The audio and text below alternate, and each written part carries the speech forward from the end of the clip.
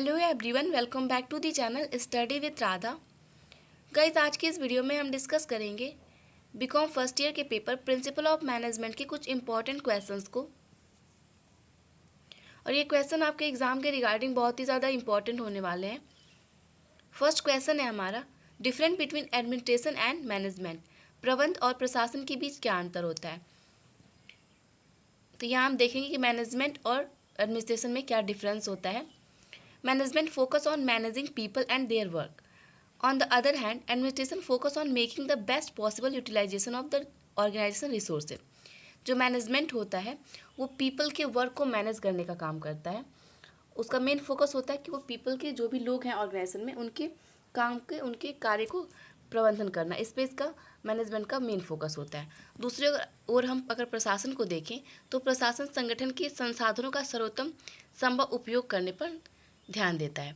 यानी कहने का मतलब ये है कि बेस्ट यूटिलाइजेशन ऑफ रिसोर्सेज, जो भी रिसोर्सेज ऑर्गेनाइजेशन में अवेलेबल होते हैं उनका बेस्ट पॉसिबल यूटिलाइजेशन करने पे फोकस करता है एडमिनिस्ट्रेशन। ओके, ये शॉर्ट टाइप क्वेश्चन का क्वेश्चन था।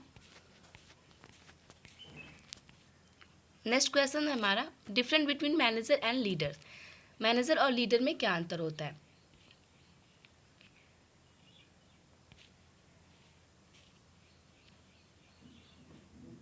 तो मैनेजमेंट का क्या रोल होता है। The role of management is to control a group of individual in order to achieve a specific objective. Leadership is the ability of an individual to influence, motivate and enable others to contribute to the organisation success. प्रबंध की भूमिका एक निर्दिष्ट उद्देश्य को प्राप्त करने के लिए एक समूह या व्यक्तियों के समूह को नियंत्रित करता है, जबकि नेतृत्व एक व्यक्ति के संगठन की सफलता में योगदान देता है। ओके, और उनको दूसरी ओर क्या करता है, उनको प्रभावित करता है, उनको प्रेरित करता है और उन्हें सक्षम बनाता है, उनकी क्षमता को बढ़ाता है। यानी लीडरशिप जो होता है उसका काम होता है मोटिवेट करना। जो भी ऑर्गेनाइजेशन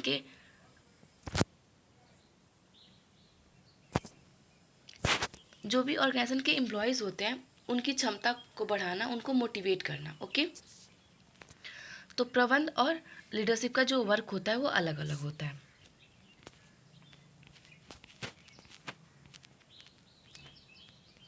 नेक्स्ट क्वेश्चन है हमारा, explain time study and motion study. Time study और मोशन स्टडी क्या होता है, इसको एक्सप्लेन करना है।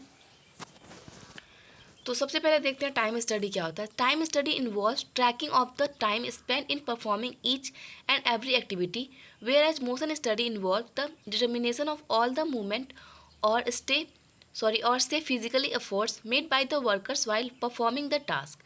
Time study is performed to identify the standard of time required in the completing the task. समय अध्ययन में प्रत्येक गतिविधियों को करने के लिए समय लगने वाले जो समय का पता लगाना शामिल होता है। यानी कोई भी एक्टिविटी जो आप कर रहे हैं, कोई भी वर्क, कोई भी टास्क आप जो आप परफॉर्म कर रहे हैं उसमें कितना टाइम लगता है, उस टास्क को परफॉर्म करने में कितना टाइम लगता है, ये समय अध्ययन यानी कि टाइम स्टडी में इंक्लूड होता है।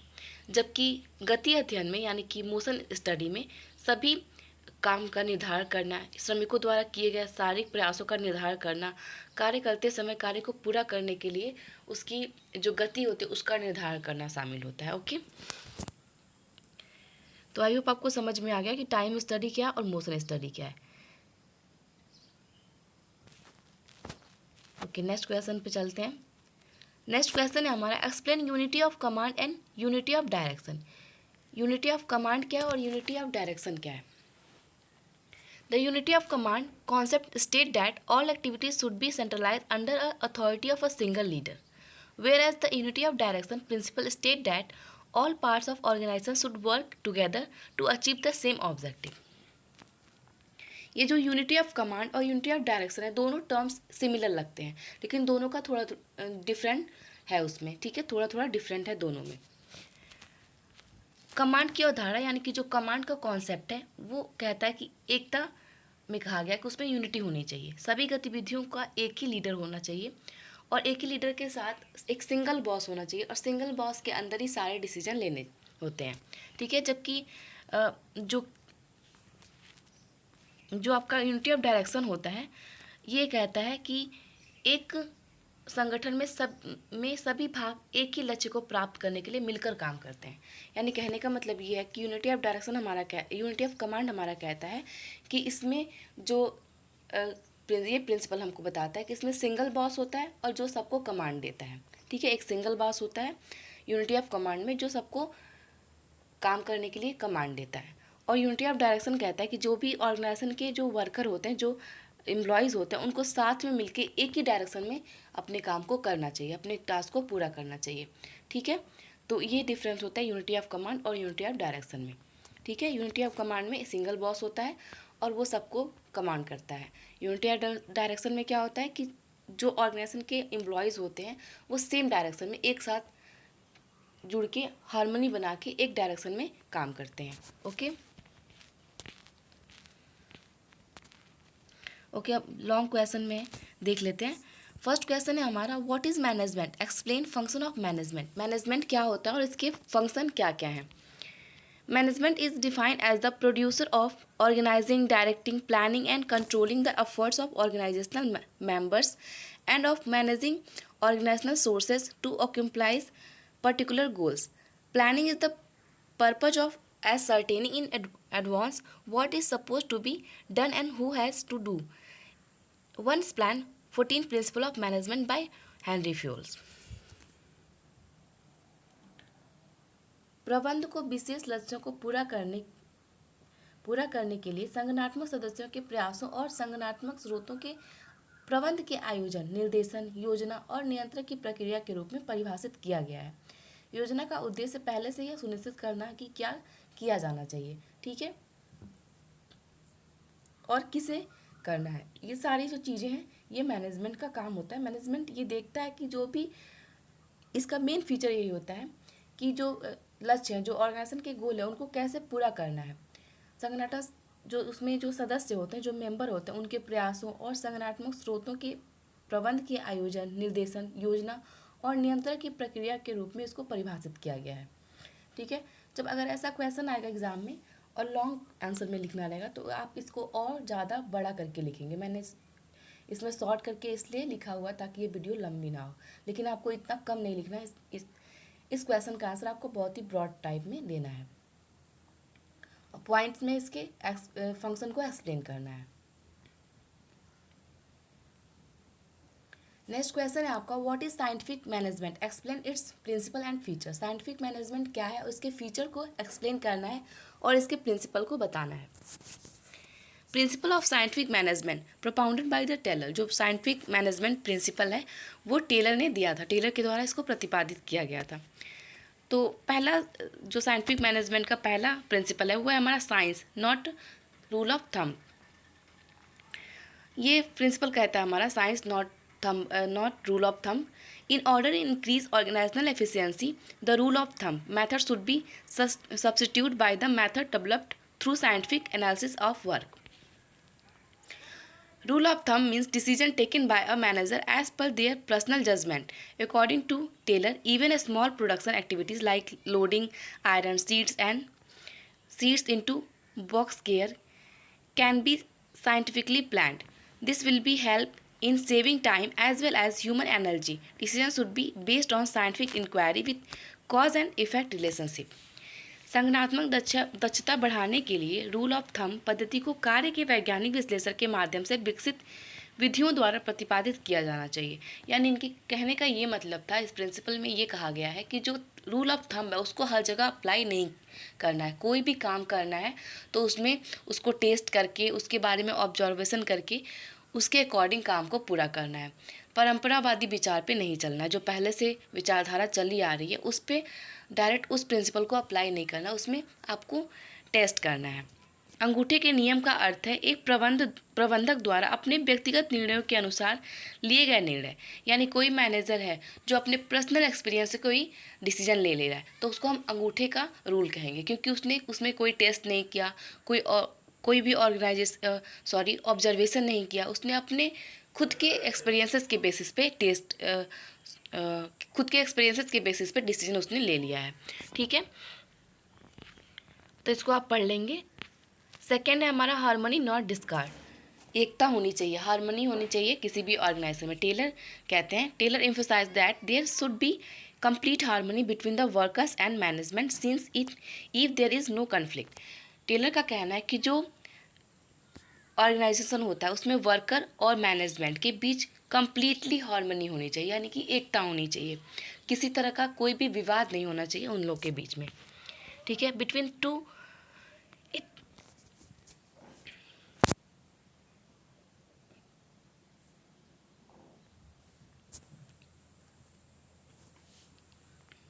It will not be beneficial either for the worker और द मैनेजमेंट। अगर किसी तरह का कोई कन्फ्लिक्ट होता है तो ना ही ये वर्कर के लिए बेनिफिशियल होगा और ना ही ये मैनेजमेंट के लिए बेनिफिशियल होगा।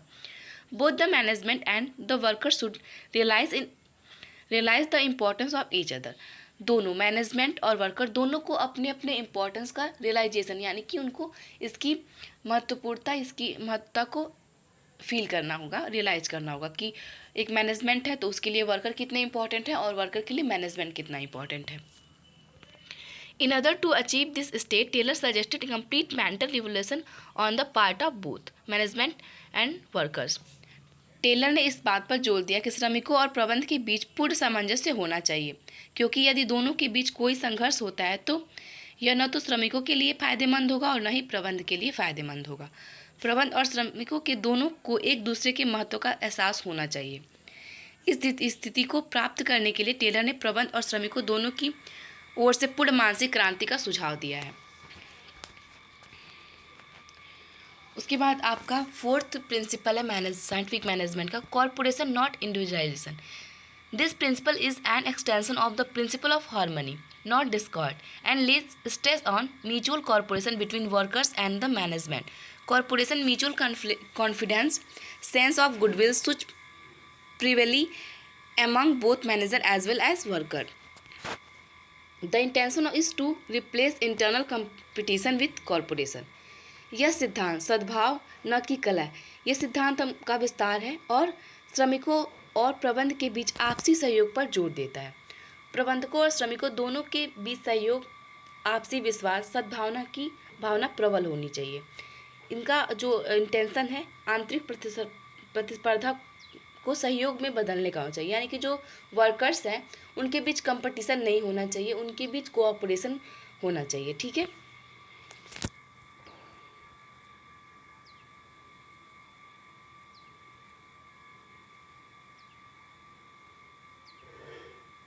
सॉरी,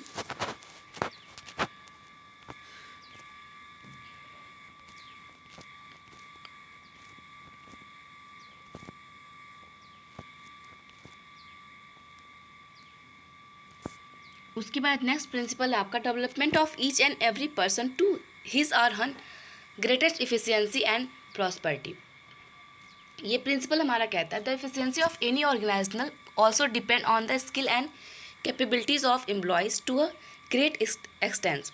दस providing training to the workers was considered essential in order to learn the best method developed through the use of scientific approach. To attain the efficiency, steps should be taken right from the process of selection of employees. Employees should be scientifically selected. किसी भी संगठन की दक्षता काफ़ी हद तक उसके कर्मचारियों के कौशल और क्षमताओं पर निर्भर करती है।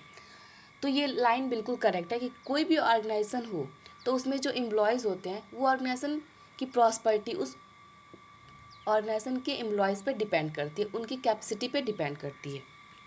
इस प्रकार वैज्ञानिक दृष्टिकोण के उपयोग के माध्यम से विकसित सर्वोत्तम पद्धति को सीखने के लिए श्रमिकों को प्रशिक्षण प्रदान करना आवश्यक माना गया है। यानी कि समय समय पे ये हम साइंटिफिक मैनेजमेंट का ये प्रिंसिपल हमको ये बताता है कि श्रमिक अपनी ऑर्गेनाइजेशन को विकसित करने के लिए, उसको ग्रो करने के लिए समय समय पे हमको अपने एम्प्लॉयज़ को ट्रेनिंग देना चाहिए उनके डेवलपमेंट के लिए।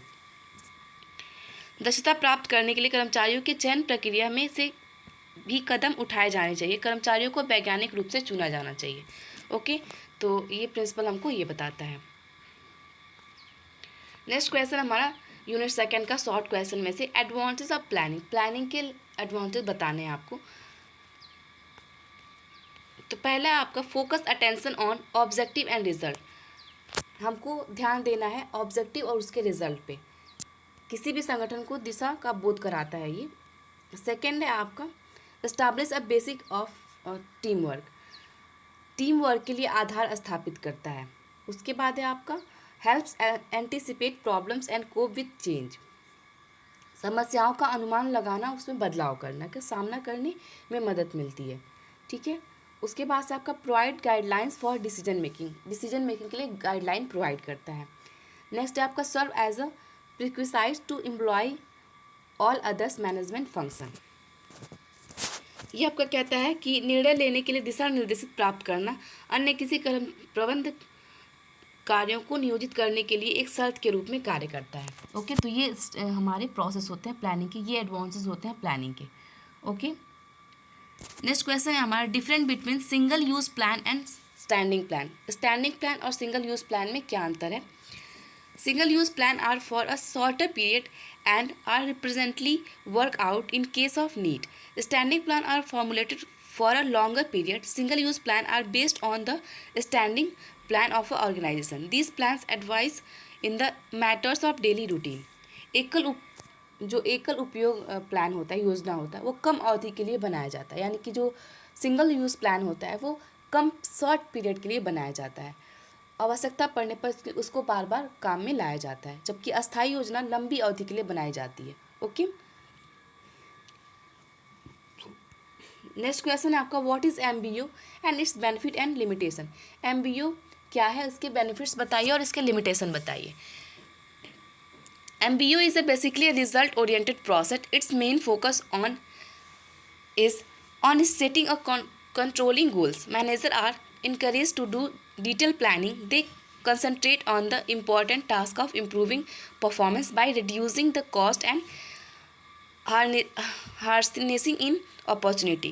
MBO मूल रूप से परिणाम से उन्मुख प्रक्रिया है। इसका मुख्य फोकस लक्ष्यों को निर्धारित करने और नियंत्रित करने पर है। प्रबंधकों को विस्तृत योजना बनाने के लिए प्रोत्साहित किया जाता है। इसमें वे प्रति में सुधार के महत्वपूर्ण कार्य पर ध्यान केंद्रित करते हैं। नेक्स्ट क्वेश्चन है आपको what is planning, explain step is in planning process. Planning क्या है और इसके स्टेप को एक्सप्लेन करना है। तो मैं ऊपर ही मैंने प्लान को एक्सप्लेन कर दिया था, अब इसमें इसके स्टेप को हम देख लेंगे। तो प्लान के 7 स्टेप हैं, हम देखेंगे। पहला स्टेप है हमारा इन्वायरमेंटल स्कैनिंग, इन्वायरमेंट को, पर्यावरण को स्कैन करना, उसके बाद प्लान बनाना। सेकेंड है आपका इंटरनल एनालिसिस, जो ऑर्गेनाइजेशन है उसकी आंतरिक संरचना को एनालिसिस करना। थर्ड है आपका स्ट्रैटेजिक डायरेक्शन, जो आपका डायरेक्शन है यानी कि दिशा है वो रणनीतिक होनी चाहिए, स्ट्रैटेजिक होनी चाहिए। उसके बाद है डेवलप्ड गोल एंड ऑब्जेक्टिव, उसके बाद इसमें क्या होता है गोल को डेवलप करते हैं और ऑब्जेक्टिव को सेट करते हैं। नेक्स्ट है आपका define matrix, set timelines and track progress. Matrix को डिफाइन करेंगे, टाइमलाइन सेट करेंगे और प्रोग्रेस को ट्रैक करते रहना होता है। उसके बाद आपको right and publish a strategic plan, strategic plan को राइट करेंगे और उसको पब्लिश करेंगे। नेक्स्ट स्टेप है आपका plan for implementation and future, जो प्लान है आपका उसको लागू करते हैं फ्यूचर के लिए। ओके,